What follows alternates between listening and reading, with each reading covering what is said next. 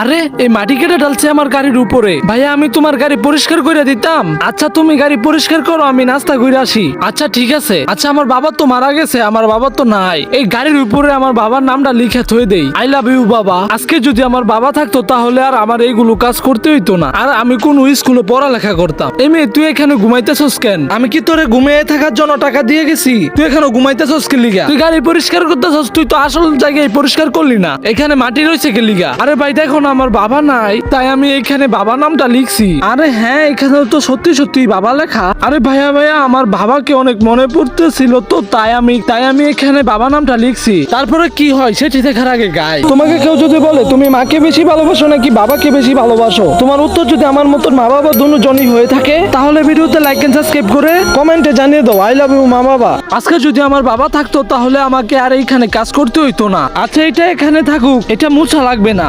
এই নাও তোমার টাকা।